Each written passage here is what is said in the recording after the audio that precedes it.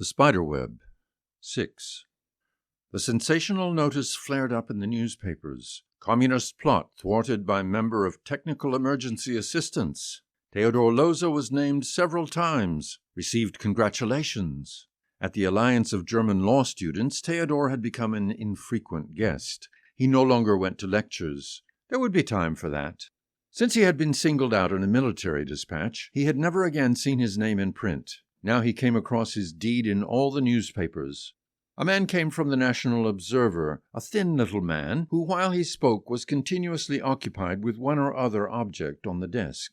He invited Theodor to collaborate, making him aware, however, that the publication's budget unfortunately did not suffice for fees. What did it matter? Theodor received a fee from Trebitsch, one less substantial than the first time, and it was reduced moreover by half when Klitsche claimed his share. Theodor had the painter Clofton from him. He, Klitsche, turned the matter over to Theodor out of disinterested friendship. Klitsche is sitting in his office, without coat or vest, his collar open, and appears still more powerful. The massive circumference of his neck is visible, with bulging cords of muscle, and the restrained might of his fists resting on the desk.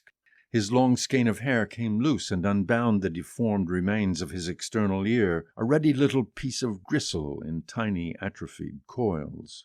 Incensed, Theodor haggled. He was willing to give up a third, but Klitsche shoved back his chair with a sudden resolve, as if he intended to rise. He did not stand up. Rather, he remained on the chair, pushed far back, his torso leaning forward, his thick fists on the edge of the desk, sitting, a hunched animal. And Theodor gave him half. Then he went through the streets, halted before a shop window and bought a pair of boots. He came out grown taller, as if he had fresh elevated ground beneath his feet. Late in the afternoon the birds were chirping a touching evensong. He accosted a girl dressed in white. In the course of the evening he visited a dance hall, became jealous because the girl danced 3 times in a row with a man from the neighboring table, drank tart champagne. The girl, she was not so girlish, desired a better-class hotel. Theodor had to rent 2 rooms. He had to leave her alone for a quarter of an hour. Then he knocked on her door, listened, knocked again, and opened. The girl had disappeared. He had better luck with young women who, hatless, in simple blouses and threadbare short jackets, were satisfied with a session at the cinema. He took care with them that little diversions led to no binding friendships. On principle, he kept no arranged rendezvous.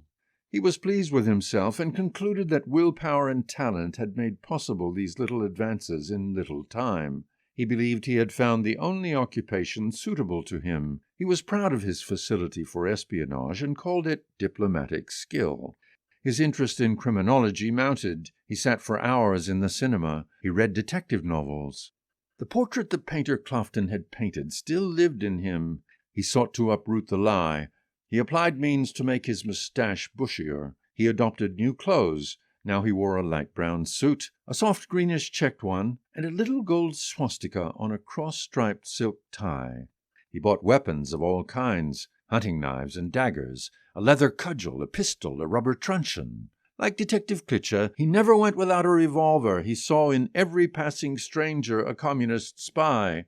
He knew that he was not being followed, but he forgot, especially when he had seen a gangster drama. It flattered him to be followed, and so he believed in it. He, to whom every hour seemed dreadful only because it was new, who feared the future, had loved the permanent. He feigned bold impossibilities and expected new adventures at every step. He was armed. He became a doubter. Behind every simple event he saw veils which concealed a mystery and the true facts of the matter. He read political philosophical writings which Trebitsch had drafted, pamphlets in which connections between socialism, Jews, Frenchmen, and Russians were exposed. These readings fecundated Theodor's imagination. Not only did he believe what he read, he deduced new certainties from that material and developed them in the National Observer. From the moment he was in print, his self-assurance mounted, and when he took pen in hand, he no longer doubted the accuracy of what he had intended to cautiously intimate. He read the manuscript over again, was certain of it, and deleted enfeebling words, every perhaps and every probably. He wrote the essays of a man who has had a glimpse behind the scenes. He knew that the National Observer was available in the reading rooms of the Germania and that Tiedemann and the others read it. This National Observer hung in the kiosks of the subway. It hung on every street corner, and in every kiosk and at every corner the magazine's red and white covers proclaimed the name Theodor Lose to the world. He no longer envied the Ephrussis their gleaming white houses beyond green lawns, the silver grills and marble steps. He thought of forlorn Mrs. Ephrussi as a much greater man considers a little woman from other circles who has furnished a little adventure. He didn't envy the Jew Ephrussi, but he hated him and all his species, his pride and the way he had finally treated him, the tutor. Theodor remembered now that in the Ephrussi house he had always put on a bashful mien. A mute anxiety had ruled him all that time, and he put the blame for it on the Jews. In any case, the way the Jews had induced his years-long lack of success and hindered him in the rapid conquest of the world. In school it was the head of the class Glauser. Other Jews, he was at a loss to name them, came later. They were, as everyone knew, frightful because they possessed power, but also hateful and spiteful wherever they popped up, on the train, in the street, in the theater. And Theodor tugged conspicuously at his tie when he saw a Jew to make the other take notice of the threatening sign of the swastika. The Jews did not cower, demonstrating their insolence. They looked indifferently at Theodor. Sometimes they even mocked him, and he was insulted when he demanded an explanation. He was annoyed, and it happened that by night in quiet streets he reviled passers-by, and if danger threatened him, disappeared into a cross-street. He occasionally related such adventures to Detective Klitsche, to Dr. Trebitsch, and they didn't praise him as he had expected. Rather, they admonished him to exercise discipline, for people who belonged to an organization must keep up appearances. From then on he kept quiet, but hatred gnawed at him and made him blunt in articles for the National Observer. His essays became ever more violent until the review was banned for a month, and specifically on account of the article by Theodor Lose. Some young readers wrote to him congratulating him on this success. Women wrote to him too. Theodor replied.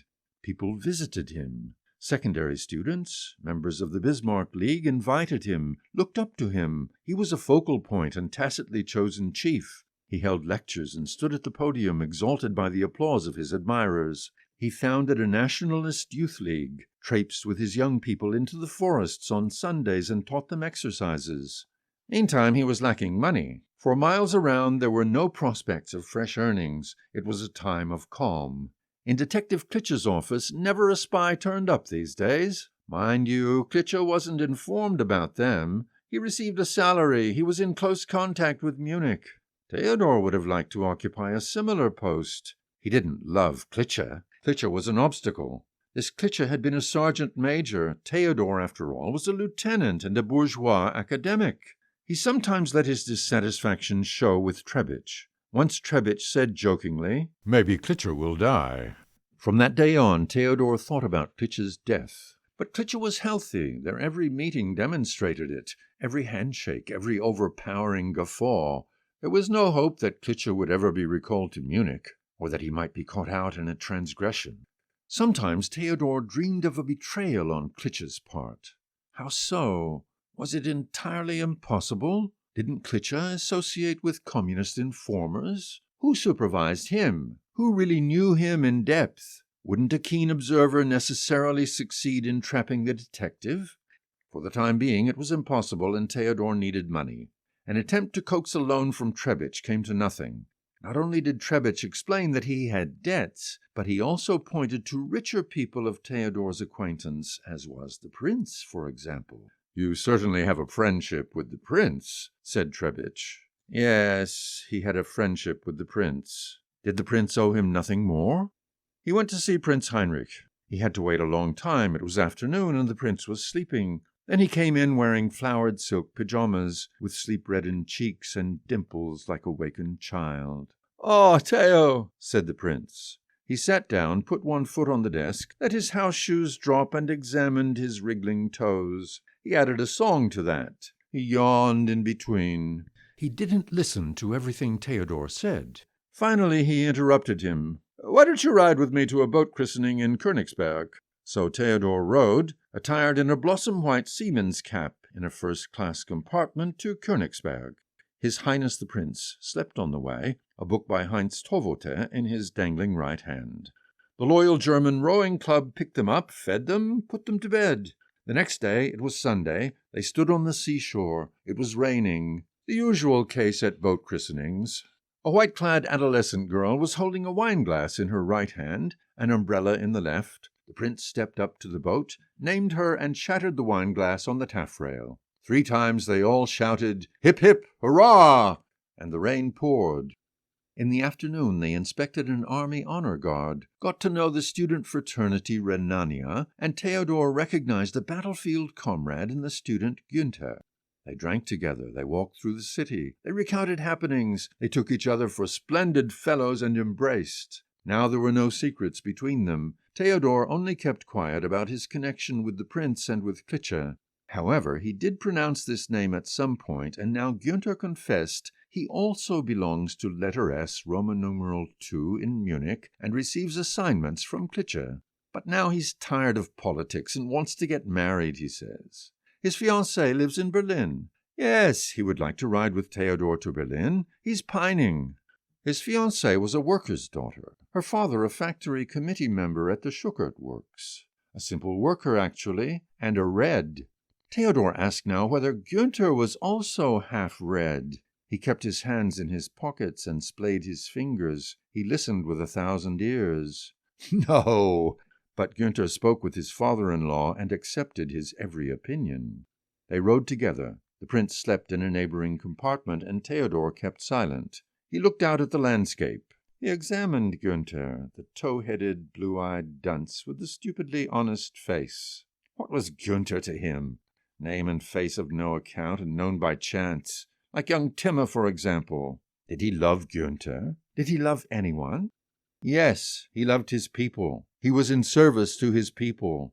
What if Günther wasn't telling the truth? What if he told only the half of it? What if he was a traitor? Did he have dealings with communists? Was he betraying the organization? Here Theodor had stumbled onto something, and he must be cautious. The thing pointed a certain way. Detective Klitsche listened to Theodor. Shouldn't they glean some details? It hardly mattered whether Günther's fiancée or Günther himself might betray something. At one point, Theodor cautiously asked whether his father-in-law might not be a communist. Yes, Günther laughed. They walked arm in arm throughout the evening, Theodor and Günther. Power had already deadened his senses.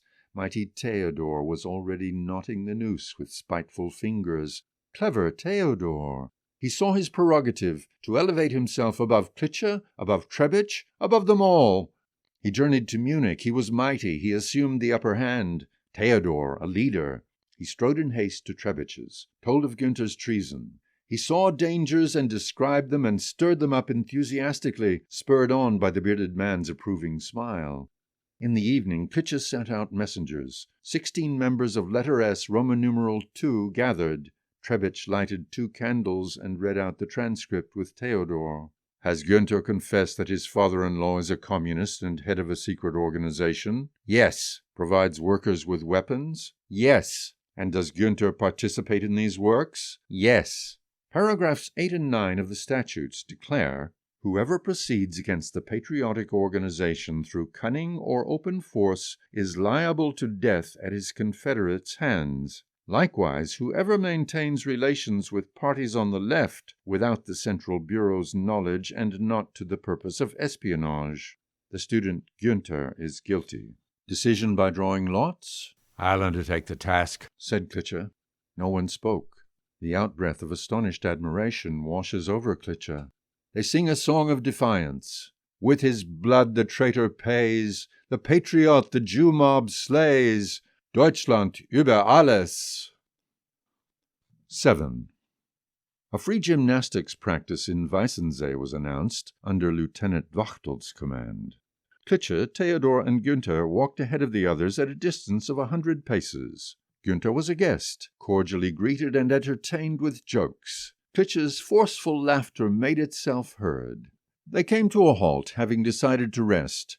An indefatigable woodpecker was knocking. A bird was whistling bashfully. 100 black flies were seething in the unusually warm April sun. The forest floor smelled fresh and overpowering.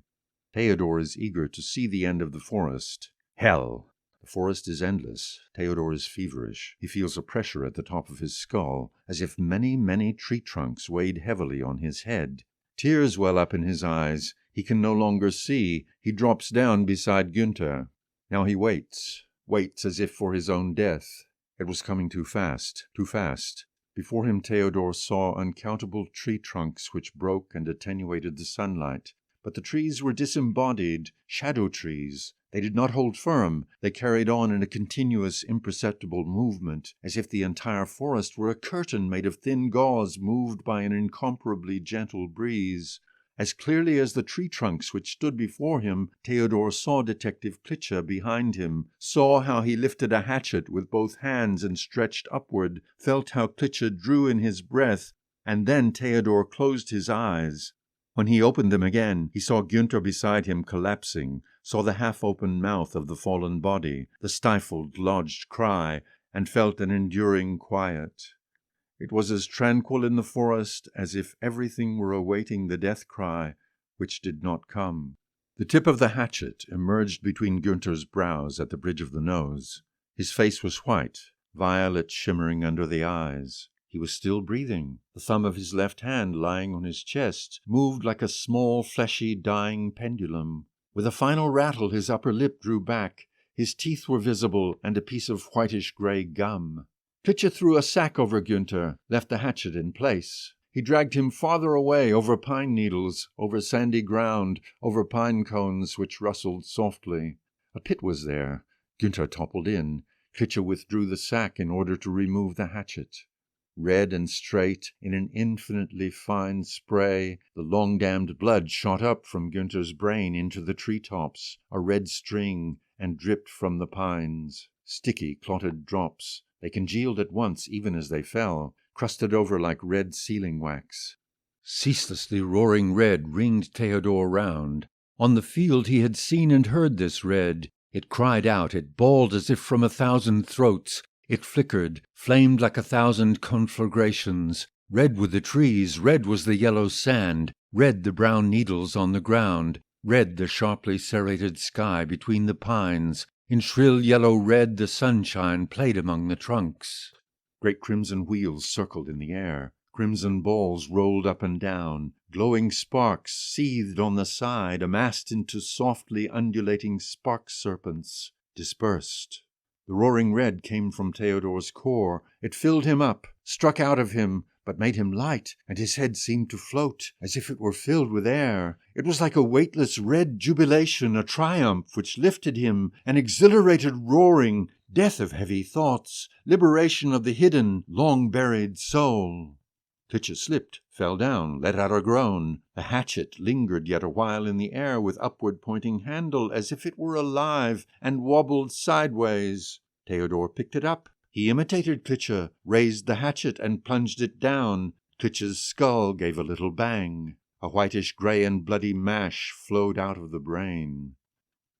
Somewhere the indefatigable woodpecker knocked again. The bashful bird was chirping. The heavy mist mounted from the forest floor. Theodor walked with easy strides through the forest. Rotted branches crackled underfoot. He was as light as one of the 100 seething black flies.